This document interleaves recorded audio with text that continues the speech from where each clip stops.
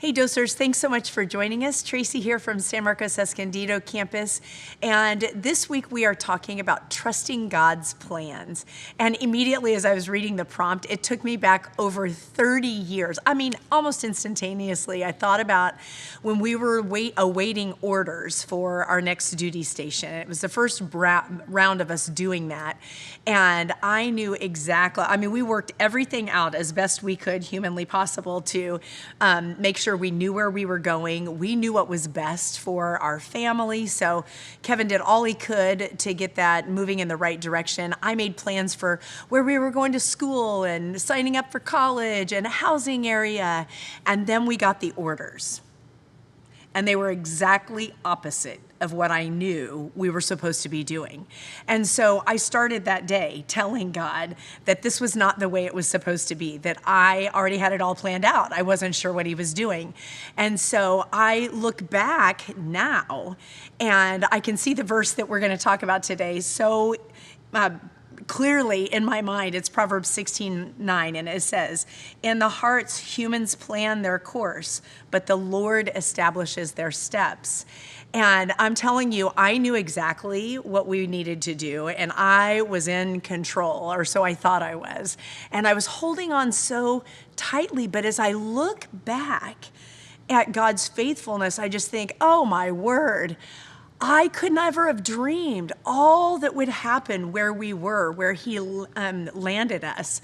And I all the way across the United States kept telling him how wrong it was and the mistake that he made. And then for months, weeks, months, and then even, I would hate to say probably a good year, I continued to have this lens in my head and to tell him that he had made the error. And so it turns out, I'm not in control, and I didn't know what was best. And so as I want to encourage us today in a couple of things, Jesus gave us the model of the prayer, and he actually gave us the model of how that works out. Is he gave us the Lord's Prayer in Matthew, and he says, ask for God's will. I'm going to do the plans, but God, it's your will, not my will. That's holding things not with this grip, but with open hands of God, I'm going to walk through what you want me to walk through. And then Jesus actually modeled it out in the garden when he was like, I don't want to go to the cross, but God, I'm going to do whatever it is that you've established my steps to do to bring glory and honor to you. And so I would just say to you, I was so unwilling to open up my grip and my perceived control and to let God use us and do what he wanted to do. I fought that.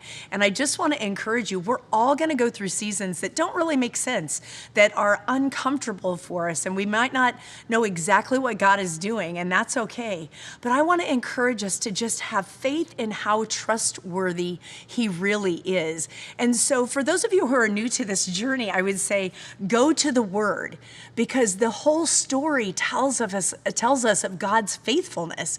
And then over time, start telling and writing your story. I've journaled that story I don't know how many times. I've told our kids I don't know how many times.